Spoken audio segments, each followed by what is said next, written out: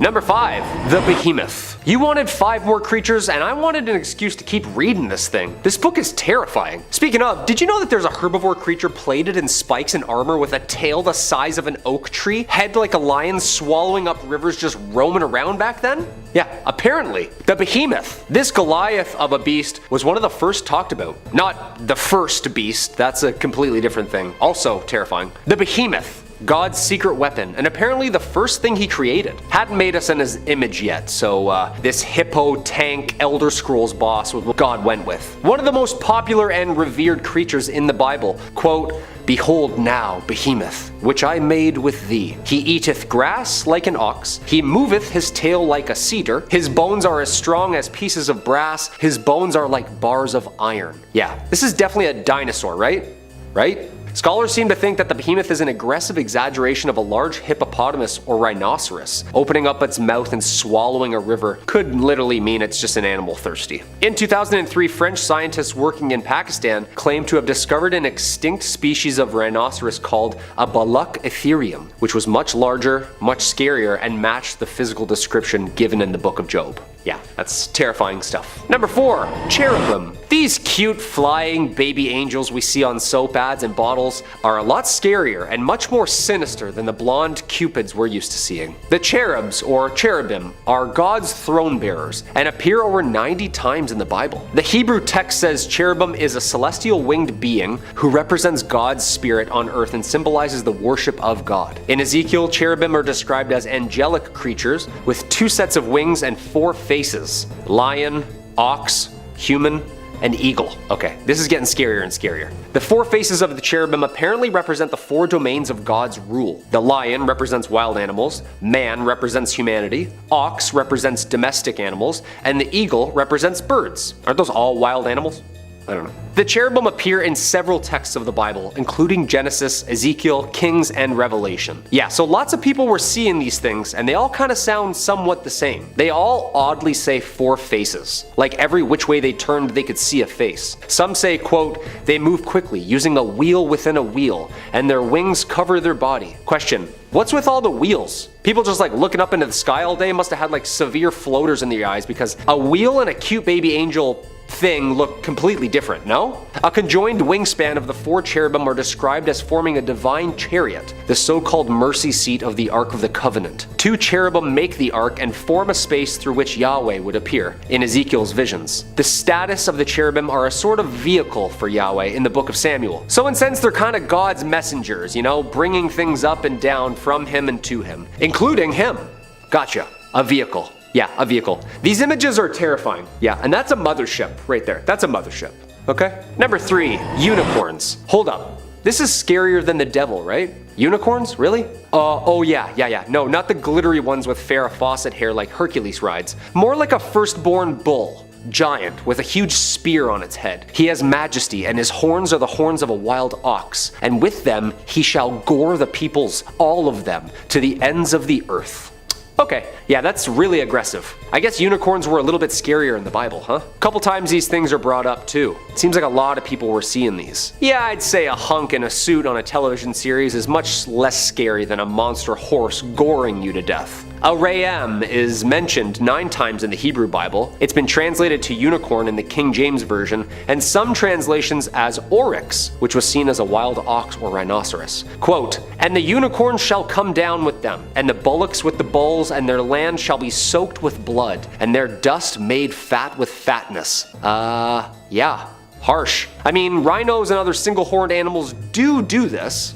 The Bible describes unicorns skipping like calves, traveling like bulls, and bleeding when they die, so they were real and very mortal, mostly believed to be an exaggeration though. Even Julius Caesar speaks of them. Quote, "A little below the elephant in size and appearance, color, and shape of a bull, their strength and speed are extraordinary. They spare neither man nor wild beast." Were the ancients seeing like giant extinct rhinos, or were these flying evil narwhals just goring everyone to the end of the earth? Who knows? Sure sounds like it. Number 2, locusts. Dude, I'm already afraid of the 12-inch flying praying mantises that do exist today. I can't imagine what these things looked like. Imagine a dog-sized flying insect blocking out the sun because there's so many of them. Abaddon's locusts. These things were terrifying. The Bible has this to say about them. The fifth angel, apparently Abaddon, sounded his trumpet, and I saw a star that had fallen from the sky to the earth. The star was given the key to the shaft of the abyss. When he opened the abyss, smoke rose from it like the smoke from a gigantic furnace. The sun and sky were darkened by smoke from the abyss, and out of the smoke, locusts came down upon the earth and were given power like that of scorpions. These demon bugs are well detailed in the Bible. They're described as, quote,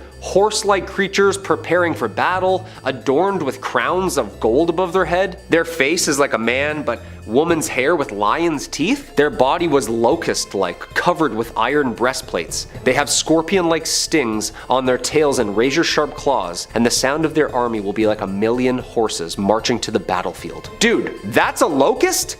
Like a locust, the bug? No, I don't think so. They will be freed by their master Abaddon from the bottomless pit and will torment all of the remaining sinners on earth for 5 months. Abaddon is described as the king of the army of locusts. Yeah, guy's really into bugs. Yeah, that's like some Fear Factor stuff right there. Just like 1,000,000 bugs swarming you? No thanks. And coming in at number 1, the dragon. Okay, there's some speculation here that this thing is the devil himself. The devil and the dragon. But also this thing apparently lives with the devil. I don't know, people were saying mixed things, but important thing is, things weren't too literal back then, and they were really spiritual. People were just trying to explain what they were seeing and feeling the best way they could. But yes, there was dragons. Yeah, we have the skeleton bones.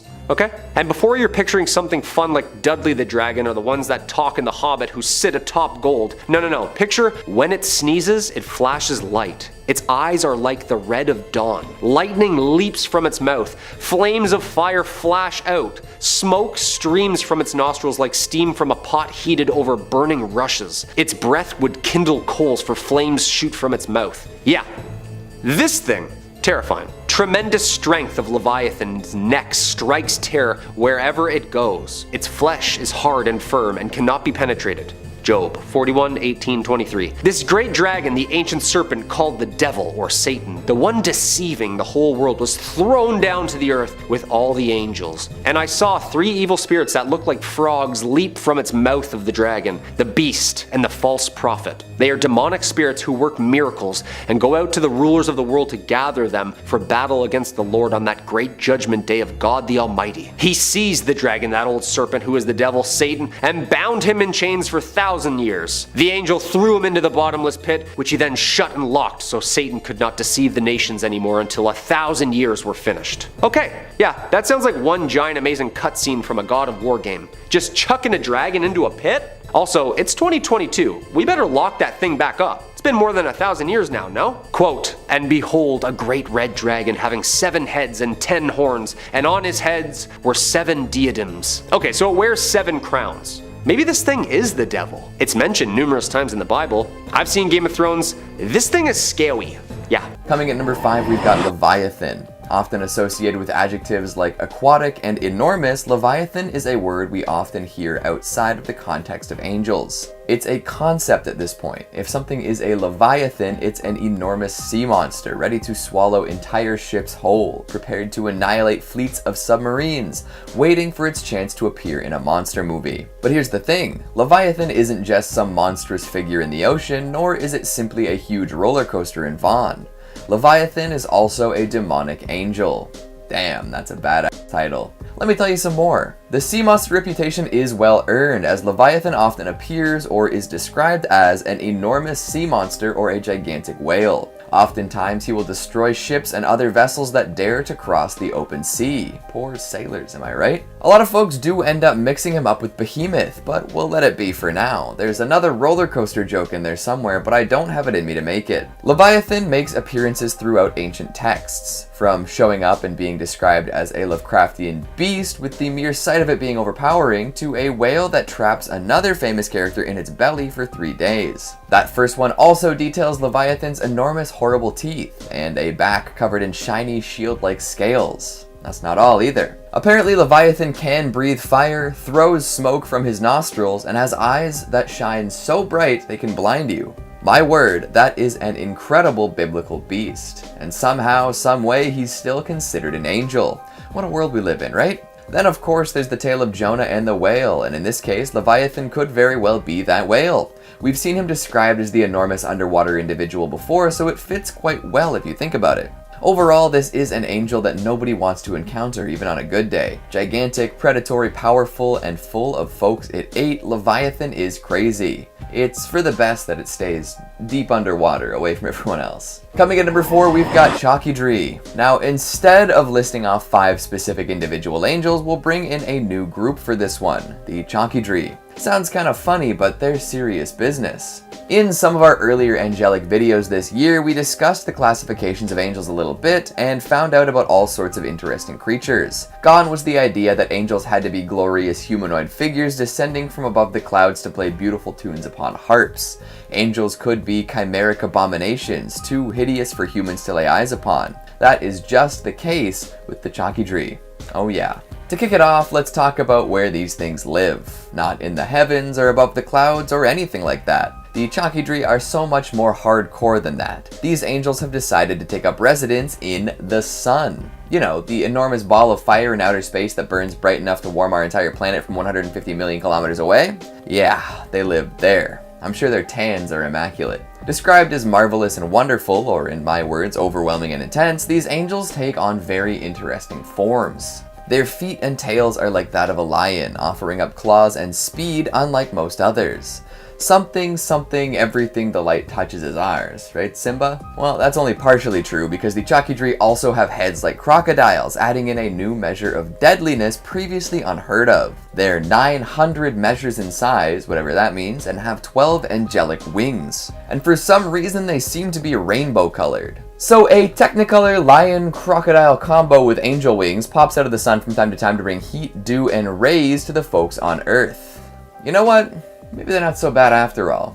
Coming in at number 3, we've got Belfagor. And we're back to individual powerful angels. This one in particular is a well-known fallen angel, which tends to be the case a lot of the time. Belfagor is associated with plenty of sinful behaviors. There's greed, sloth, discord, selfishness, and more. Although, let's be real, sloth and greed are the biggest in his books. He likes to give mortals great ideas for inventions, therefore filling their minds with selfish greed. They'll devote great parts of their lives to these plans, forgetting all sorts of other important things. And often, if these inventions come to fruition, they don't actually improve the state of the world all that much. Yeah, it's mostly stuff that extracts more wealth from the world in the laziest and most destructive way possible. Then the inventions will also draw their users into sloth, as they make things a little too easy. Classic Belfagor. Interestingly enough, this isn't a fallen angel who was on Lucifer's side from the start. However, when Lucifer and his supporters staged their rebellion against the heavens, Belfagor didn't explicitly side with God either. For this slight, he was inevitably sent down to hell anyways. Damn, you just can't win, eh? However, as we've seen, he's adjusted quite well. After his fall, he took to being a prince of hell quickly and started doing his best to preside over sloth. At least he's adaptable. Coming in number 2, we've got Masta. Known for his judgments and punishments of humans, Masta is one scary angel. He's an arbiter, and you do well not to forget that. If Masta gets the chance, he'll put you 6 feet under for eternity. Worse yet, he treats his whole job like a sting operation. Instead of sitting back and waiting for humans to do unholy things, he actively tempts mankind with all sorts of stuff to make them act out of turn.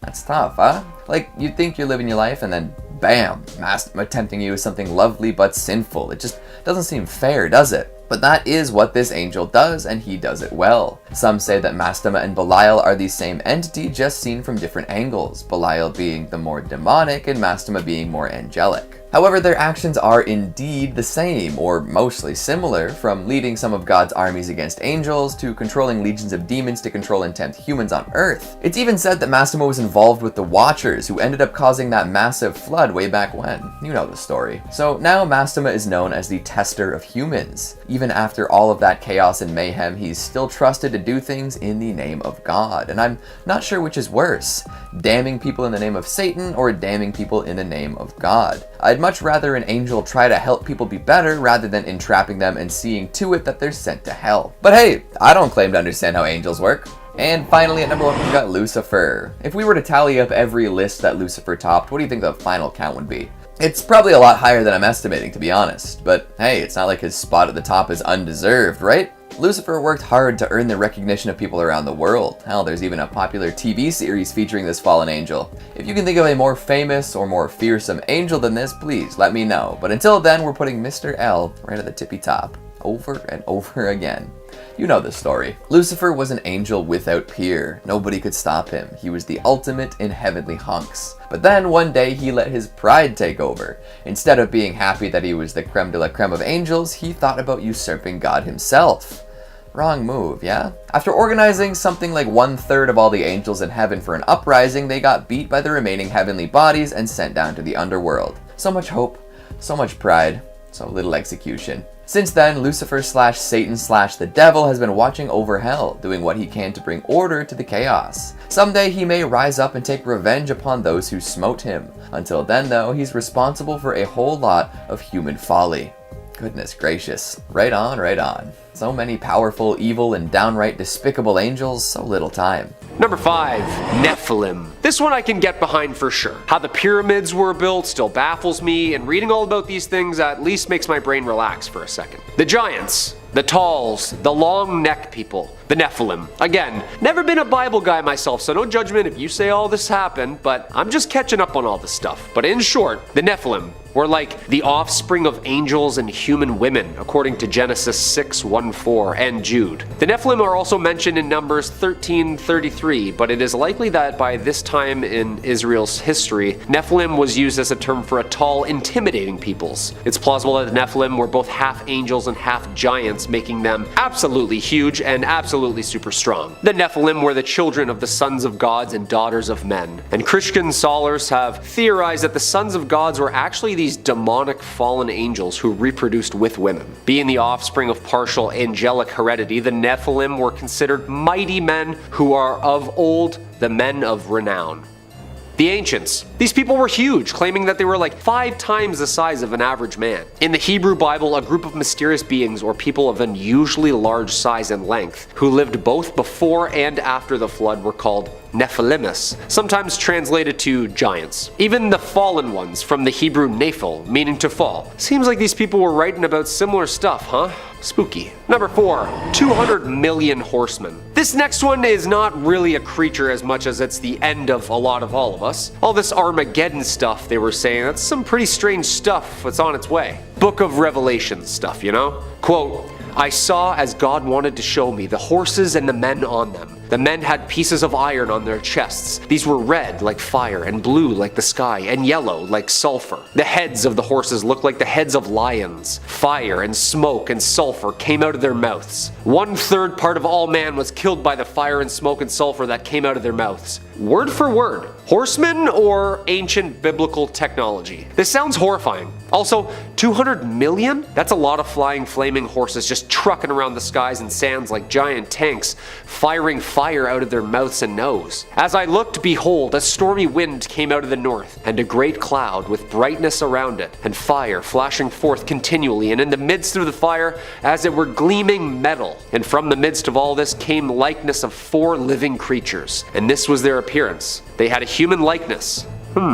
Okay. You put a Baja hoodie on me at a Dave Matthews concert and hear me saying all that stuff, you probably just think I'm some sci-fi stoner. Nope. This is riveting material, folks. I need to read this thing front to back. Apparently this force was supposed to have taken out, or is going to take out, 1/3 of the entire world's population. I know like 3 things that can do that. Pandemics, missiles, and floods. However, if men and horses showed up with lion heads breathing fire, it's safe to say it's game over. Number 3, the Leviathan. Okay, at first I was like, oh, that's a roller coaster at Canada's Wonderland. No, this vicious monster was actually modeled after this vicious monster. The Leviathan, the second of the great monsters described in the book of Job. This Leviathan is an absolute massive sea monster who's impervious to human weapons, breathes fire, and emits smoke from his nostrils.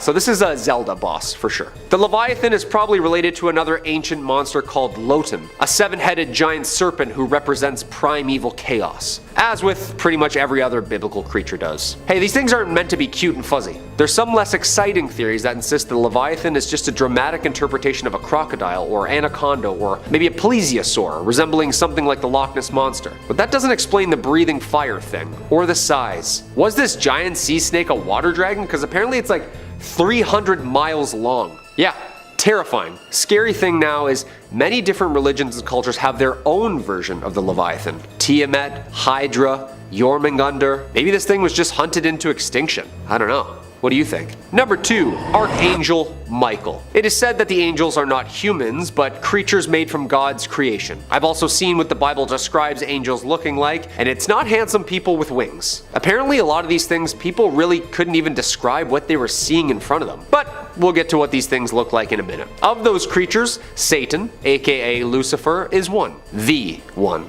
However, here is even one creature that Satan fears more than any creature, and that's fellow Archangel Michael. Or Saint Michael. Some say they're brothers, some say they were on the same team for a bit. This is some good stuff, people. Quote, "Now war arose in heaven, Michael and his angels fighting against the dragon, and the dragon and his angels fought back. But he was defeated, and there was no longer any place for them in heaven. And the great dragon was thrown down, that ancient serpent who is called the devil and Satan, the deceiver of the whole world. He was thrown down to the earth, and his angels were thrown down with him." Revelation 12:7-9. Okay, so hold on. He and them are all down here with us? That's terrifying. Apparently Michael led that army that won, so whatever scares Satan scares the hell out of me as well. Also, all these pictures and statues of him and like window panes are all of him like wielding a giant sword made of light, just stepping on Satan's back as a hero. That's pretty intimidating, not gonna lie. And coming in at the number 1 spot, Ophanim. Okay, so what angels actually looked like apparently was like giant geometrical feathers with eyes and a consciousness. Some had horns, some had hooves, lots of gold and metal colors. This next thing doesn't even make sense to my brain. I feel like this is an anthill trying to understand an iPhone. Quote, "As I looked at the living creatures, I saw a wheel on the ground beside each creature with its 4 faces. This was the appearance and structure of the wheels. They sparked like topaz, and all 4 looked alike. Each appeared to be made like a wheel, intersecting a wheel. As they moved, they would go in any one of the 4 directions the creatures were faced. The wheels did not change direction as the creatures went. Their rims were high and awesome, and all 4 rims were full of eyes all around." Ezekiel 1:15-18. First off, is this thing even a creature? Yeah, everything I see here is an alien. Is this just us trying to process some sort of like energy being with eyes? Because if I saw Lucifer that looks like the hunk on the Netflix show, and then I saw this thing?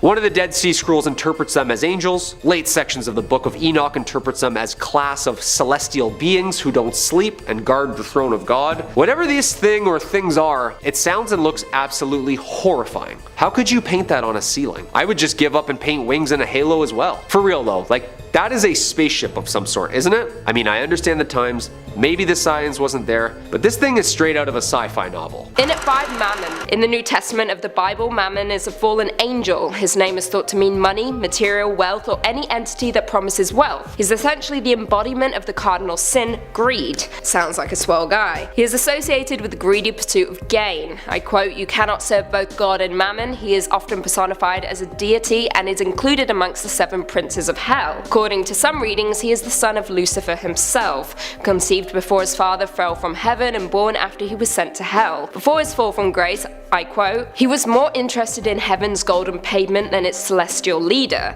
From the underworld he comes up with schemes to manipulate humans into adding to his fortune. He is supposedly so powerful that innocent humans can be corrupted by him, adding to his treasures and fortunes instead of virtues that they can carry up to heaven." In at 4, Abaddon. Abaddon is known as the angel of the bottomless pit, one of the many fallen angels we have on our list. In the New Testament book of Revelation, they are described as the king of an army of locusts, as well as destroyer, the angel of the abyss. As the king of locusts, he has an army resembling horses with crowned human faces, women's hair, lion's teeth, wings, iron breastplates, and a scorpion's stinger. Nasty. Many believe Abaddon to be the Antichrist, but others identify him as the angel as Satan. According to Revelation 9:1-11, after the fifth angel sounds his trumpet, a star falls from heaven and opens the bottomless pit. As a storm of smoke arises, and from the smoke a plague of locusts emerge to torment, but not kill, men who lack the seal of God on their foreheads for 5 months. His origin gets a little hazy, making him appear to be the servant of God, yet also a servant of Satan. I guess it's up to you what you believe. In at 3, Belfagor. Belfagor, along with a few other numbers on a list, is a demon and one of the 7 princes of hell. His powers are of seduction, seducing people with money and inventions, promising endless riches. His role as a demon is to turn humans against each other through means of wealth. He uses our gluttonous desires to drive man to evil, promising fortune in the end. Other reports label him as Hell's ambassador to France. Odd title. And his adversary is Saint Mary Magdalene, one of the patron saints of France. His origin is that of a fallen angel and a false god that Moses handed down the death penalty for worshipping. He was dispatched to earth by Satan to deceive mortals, often taking the form of a beautiful woman, typically naked. Although sometimes he can appear as a demon, sporting leathery flesh, horns, sharp teeth, and a gaping mouth, ready to destroy mankind. In at 2, Beelzebub. Identified in the New Testament, Beelzebub is the prince of demons. He holds a high position in Hell's hierarchy and supposedly led a successful revolt against the devil. He is the chief lieutenant of Lucifer, the emperor of Hell, and is often placed among the 3 most prominent fallen angels, the others being Lucifer and Leviathan. He is capable of flying, which is the worst, and is known as the Lord of the Fires or the Lord of the Flies. Beelzebub is rumored to be responsible for many demonic possessions throughout history. One of the most famous is the possession of Anneliese Michael, a teenager who was diagnosed with epilepsy before a number of exorcisms were later performed, eventually resulting in her death. Beelzebub was also believed to be sowing his influence in Salem, Massachusetts. His name was repeatedly mentioned during the Salem witch trials. And finally, in at number 1, Lucifer. In classical mythology, Lucifer, meaning the bringer of light, was the name of the planet Venus, though in many cases Lucifer was represented as a winged child pouring light from a jar, or even a man bearing a torch. Now in Christianity, as we know, Lucifer became so obsessed with his own beauty and intelligence that he began to desire the honor and power that belonged to God, corrupting him and forcing God to cast him down to the underworld. It is also noted that once he was cast down, he changed his name from Lucifer to Satan,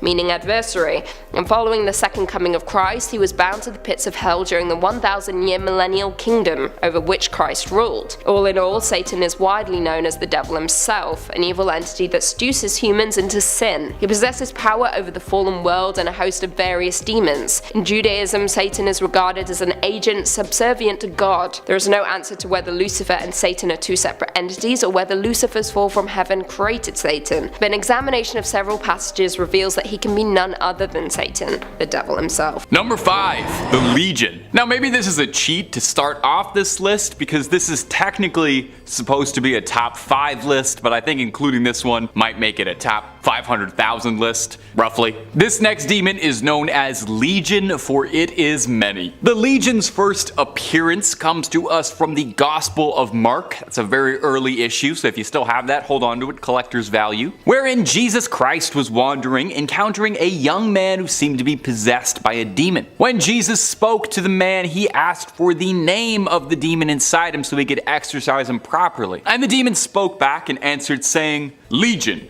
for there were many devils inside him." As with any demon, this demon was driving its host to behave like an animal, trying to compel the man to sin, acting violently and aggressive. Now, JC exorcised the demon, and upon being exorcised, asked if it could be transferred to a herd of pigs to live out its demony days, to which Big JC obliged. Now, the Legion is pretty atypical when it comes to demons. It's not the prince of anything, or the embodiment of any one sin. The Legion, as the name might imply, is made up of countless individual little demons, all living inside one person like a big demon jamboree. There'd be so many demons inside you, there wouldn't even be any room for you. The Legion works like a demony hive mind, all moving together in unison. Sometimes Satan's armies are referred to as the legions of hell, but I guess the Legion is its own thing, which must make labeling pretty confusing. No one's exactly sure what sort of demons the Legion are, just that there's a lot of them working together in blissful demon harmony. As well, no one can really determine what the Legion is supposed to look like, but just know if you've ever seen a horde of literally anything, most likely would look like that, and not particularly particularly pleasant. One demon is bad enough, let alone a couple 100,000 all in one place. That's just too many demons per square mile, square inch, square whatever measurement. Too many demons. And if you're looking for way more demons, if that's not enough demons for you, well, we've got stories of all kinds of horned beasts and snake-headed monsters and winged terrors on Top 5 Scary for you, and then some. If demons aren't your jam, we got ghosts, we got ghouls, we got goblins, we got conspiracies, we got anything scary you can think of. Hit subscribe,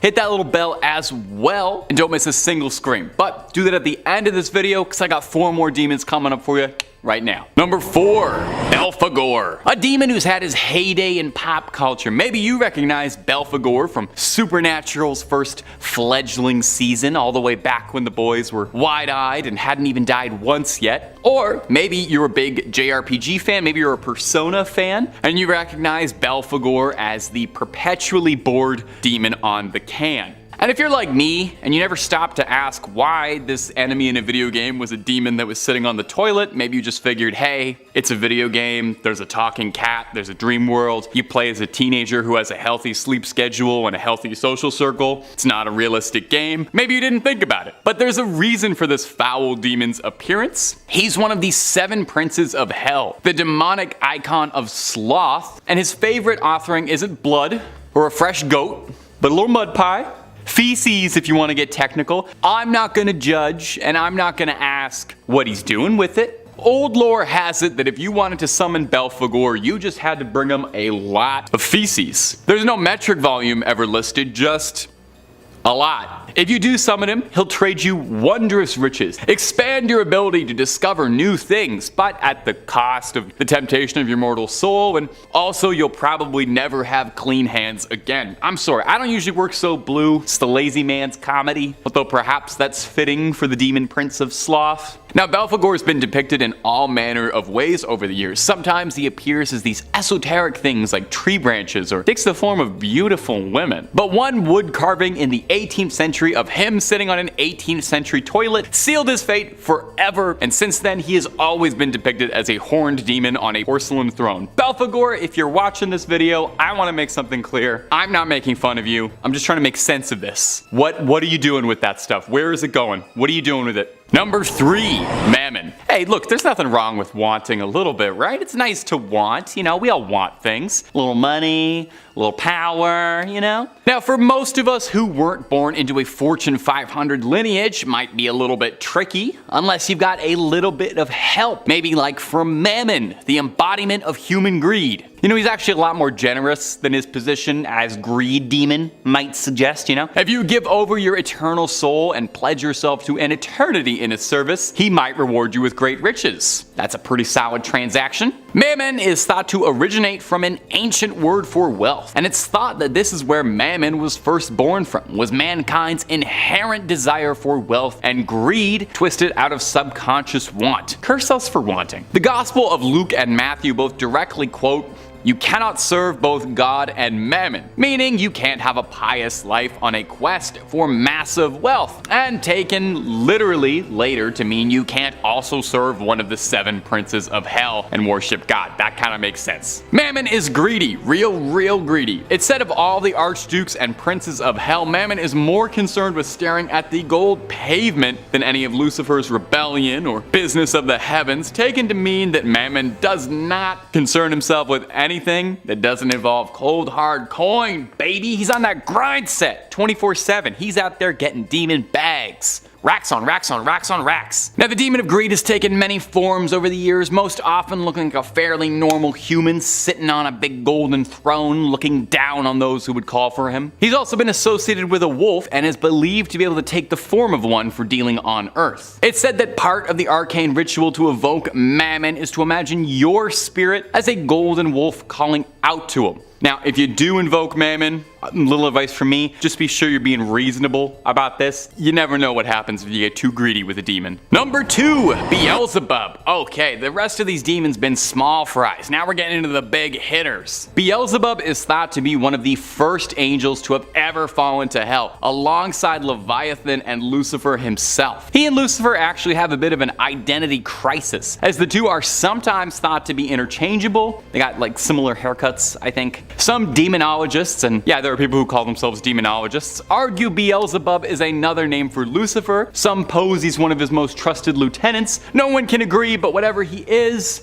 pretty scary. His history is fairly interesting. It's thought that his namesake is a mockery of the ancient god Baal, a Bronze Age god of fertility. Some scholars believe Beelzebub's name comes from Baal-zebub, meaning Lord of the Flies, inferring that the followers of Baal are nothing more than flies worshipping a dung god. The Lord of the Flies sort of ended up becoming Beelzebub's de facto title, with almost all depictions of him featuring flies in ubiquitous amounts. Occasionally, he's even depicted as a giant fly. It's very Kafkaesque. Beelzebub is said to be one of the most powerful demons inside of Hell's domain, capable of great and control over humanity. Beelzebub was cited during the Salem witch trials as the entity that had corrupted and swayed so many women to witchery, so we have him to thank for goth girls, I guess.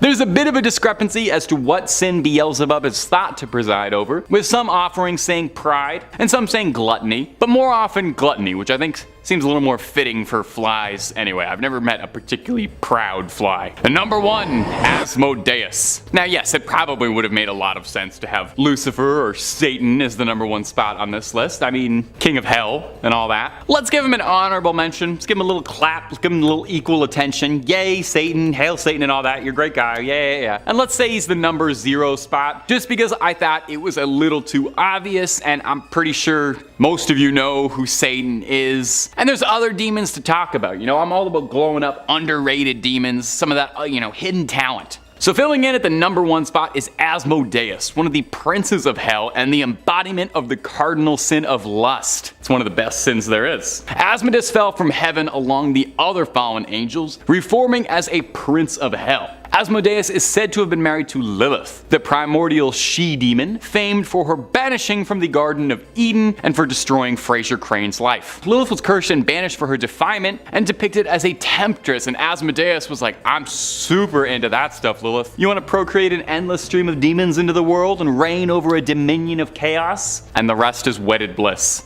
Now, depictions of Asmodus vary pretty wildly. Occasionally he's a handsome fella, but most commonly he's depicted as a squat, vaguely humanoid creature with rooster legs, tail of a snake, 3 heads, a bull, a goat, and a scruffy demon head as the center. Asmodus presides over lust with the help of his beloved Lilith. The two tempt humans with madness and desire to ruin people with lechery. Apparently this wasn't enough for him, as some stories also described Asmodus as having command over the betting halls of hell and is responsible for tempting men's souls towards gambling. So what I'm hearing is that Asmodus is in charge of lust and gambling, so he probably parties harder than absolutely anybody in hell. I don't know, sounds kind of cool. That's why he's at the number 1 spot today. Coming in number 5, we've got Puriel. Not to be confused with the top tier hand sanitizer, although I wouldn't be too mad if you made that mistake. This angel does a similar job to the alcohol-based cleaning solution.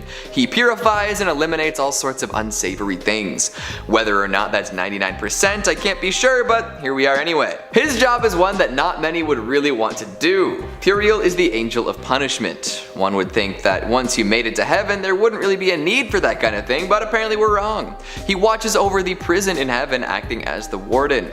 Who knew? He's also responsible for examining each and every soul that makes it up to heaven after dying. During this spot check, he makes sure that the soul is pure enough to be allowed to pass through.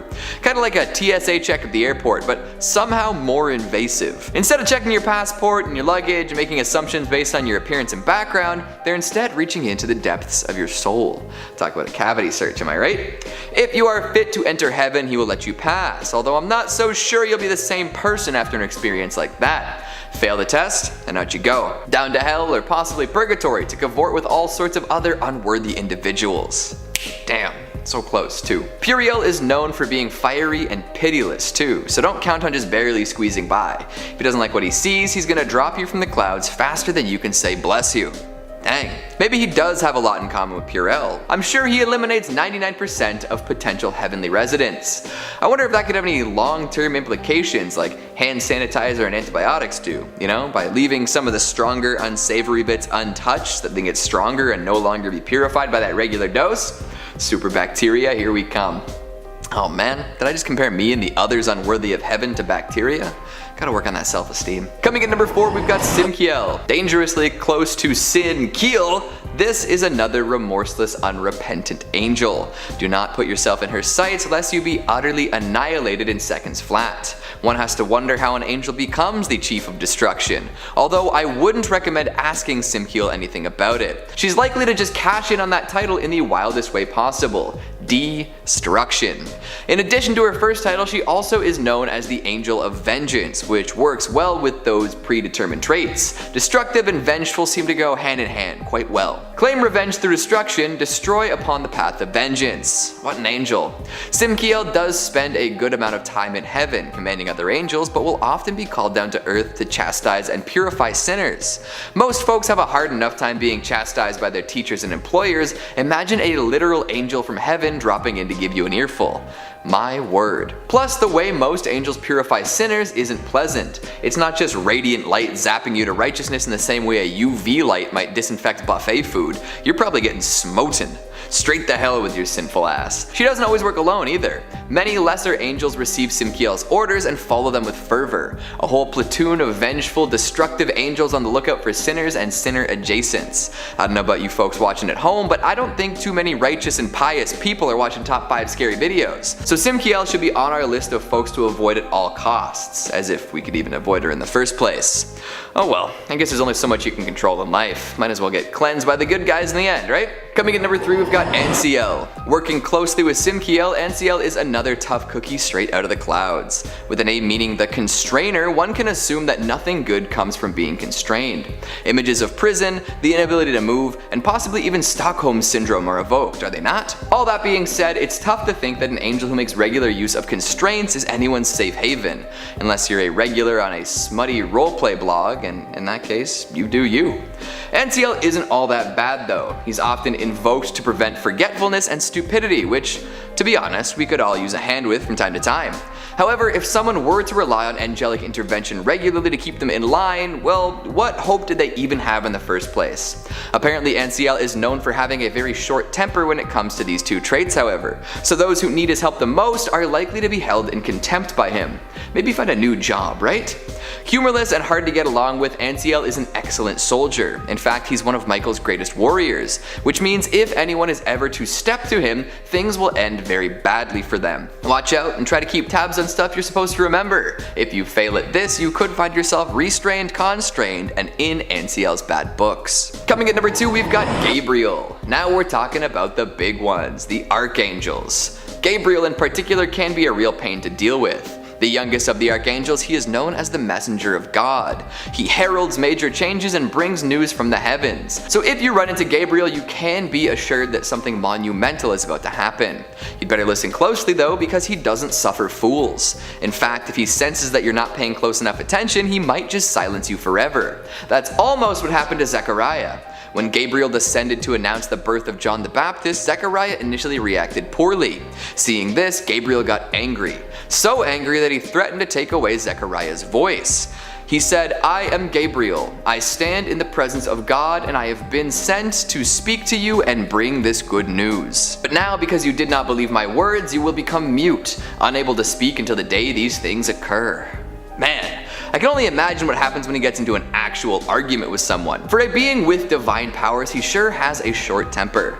Plus, as God's messenger, Gabriel is going to be the first to show up if God ever decides to call this all quits. It's more likely than you think, too.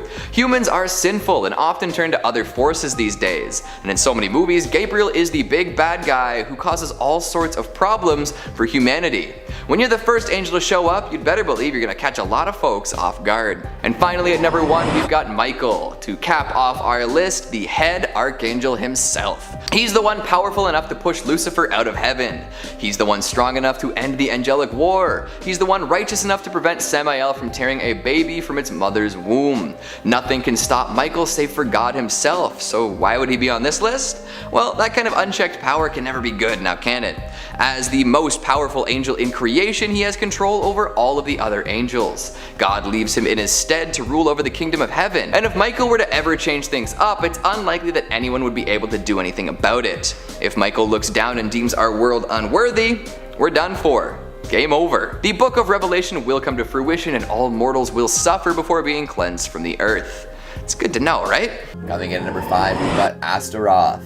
You feeling lazy lately? After a good year or so indoors, followed by some intense socialization, you probably feel like it's time to hibernate again. Fall is rapidly approaching, and with it, the desire to drink hot tea and never leave the house. There are horror movies to be watched and fall recipes to be cooked, but be careful. If you use all of this as an excuse, you might be under the influence of Asteroth. Riding around on the back of a dragon and carrying a staff that sort of looks like a snake, this dude is all about laziness. Asteroth's whole deal is tempting mortals into being lazy. Once he gets them there, it's so much easier to manipulate them into bad behavior. More souls for hell, more blood for the blood god, and all that good stuff. Sounds like fun, right? That's not all he does though, although that is a pretty rough task. People are naturally inclined to laziness anyway, so being tempted into that kind of thing is the worst. In addition to that though, he's also the treasurer of hell, and helps the new demons get a hang of things when they first show up, showing them the super hot ropes and whatnot. Interesting that hell has a currency that they needed organized, eh? I'm sure he does plenty of laundering across all sorts of seedy underworld activities. Interestingly enough, witches see Asteroth a little differently. They consider him a female demon with expertise in all sorts of areas, more specifically, lust, protection, and love. So Asteroth can be many things, but one thing is for sure, and that is Asteroth's terrible breath. That's a fun little demonic detail. In Christian lore, it appears that Asteroth also has dominion over math, and can make people invisible in their search for treasure, so Nathan Drake and Indiana Jones may have something to talk to this demon about. And like most demons of higher orders, Asteroth can answer any questions asked as long as they fall under the topics he knows about. Coming in at number 4, we've got Olivier. A real jerk, this one. We can see this playing out across all cultures and eras, and it's always justified by some ridiculous standard. Cruelty and hatred towards the poor and disenfranchised. More than ever, the line between stable and in the street is thin and blurry, and Olivier takes full advantage of this. I'm sure all sorts of entrepreneurs, influencers, and money hoarders have been visited by this demon. Olivier, baby, the so-called prince of archangels down in the depths, and patron demon of encouraging malice and viciousness towards the poor. That is indeed a low demon to be. We live in a messed up world already. Why should the poor be reviled for simply being poor? At what point do we decide that work is the ultimate good and that nothing else can stand in for that morally or economically? It seems as though the folks who do the most important, most real work, say building the structures that we inhabit or bringing food to the masses, get the short end of the stick. And Olivier apparently has a fair share in keeping that the way things are. Middle managers and corporate drones keep their specific machines chugging and then dump on the poor, telling them that they should simply work harder. Forget Asteroth making folks lazy, making folks think that others are lazy for not making as much money as them is really wild. Olivier, you really are a rat, aren't you? Coming in at number 3, we've got Adrc. So we talked about Beelzebub last time and his tendency to bring about terrible things. There's plenty of responsibility that comes with being Lord of the Flies, and he's got to have some help from time to time. Unfortunately, there aren't any temp agencies or internship programs in hell. Most folks are just destined to do their jobs and do them for all of time. This is where Adrc comes in. This demon does his best to give Beelzebub a hand by assisting the Lord of the Flies as a great minister and chancellor, a lofty title for such an interesting demon. On top of being this assistant in Hell's hierarchy, Adrc was also known for being a sun god who demanded human sacrifice. So even before being adopted by those beneath the surface, he was causing trouble. I wonder how many humans were dropped in his name. And I wonder how many of them ended up in hell, possibly even under his command. Makes you think now, doesn't it? There might be a moon god brother out there demanding similar bloodshed, but I can't make any guarantees. Lastly, before I go, I'll bring up a point I mentioned in another video. Adrc has quite the eye for fashion and quite possibly a taste for Prada. You see, the devil relies upon this particular demon for all of his wardrobe needs. That's right, Adrc is in charge of the clothes the devil wears. You'd think that down in hell it wouldn't matter all that much, but vanity is a sin, so that fits right in. Coming in number 2, we've got Vereen. Oh, this is a nasty one. Patience is a virtue indeed, and it is so easy to lose it. Plus, once patience is off the table, everything just gets so much worse. Sure, some can sit back, relax, and wait, but there are so many forces acting against you at all times. Who wants to wait, right? Especially in this era of constant and instant gratification. Why sit quietly and be ready for whatever when you can do a nosedive into your phone and drown in all of the readily available content? Hell, I bet a lot of you folks watching right now should be doing something else, or at least preparing to do something. Varine is the demon of impatience and loves to push humans towards acting impatiently. He does it without delay too, no waiting in line, no queuing up, no sitting about until something good happens. So all the folks in your life who seem to act impatiently are probably being influenced by this demon. The dude in the beat up Corolla who doesn't seem to know what a zipper merge is and decides to rush all the way to the end of the disappearing lane to just nose his way in? Varine. The lady at the supermarket who absolutely can't believe all of these selfish people with full carts in front of her in line unbelievable despite her equally full cart. Varine. Those folks who pre-order every gosh darn pop culture artifact they think is cool and then whine until it finally arrives in the mail? Varine. Impatience will end us all, especially if we give into it. Most things will come with time, but if you try too hard to speed up the process, you're just asking for heightened blood pressure and a desire to lash out at all those around you. And that's no fun. Some actually describe Varine as a female demon too, so if you subscribe to that belief, ignore what I said before while referring to this entity as male. Interestingly enough, this impatient demon is mostly aligned with creation rather than destruction, which is a strange thing for a demon to do, but hey, I'm not going to claim to understand the whims and goals of each and every underworld entity. One last little tidbit before we move on to our final demon of the day, Varine was supposedly involved in a pretty large-scale possession way back in the 17th century. Yep, it possessed a whole swath of nuns, which had plenty of implications for the church and those who followed it. Fun, right? And finally, at number 1, we've got Luvart. Supposedly the only fallen angel amidst the demonic hierarchy, Luvart is often referred to as the Prince of Angels. High praise for someone so low. This demon is many things, but one that appears quite often is the idea that he presides over possessions. Luvart was even blamed for the possession of Sister Madeleine during the demonic attacks in 17th century France. A round of applause for Luvart, everyone. Jolly good show. Most would think that they'd be safe seeking refuge within the holiest of holy books, but apparently there are plenty of demons. So, what'd you think of the list? Do you agree with my picks?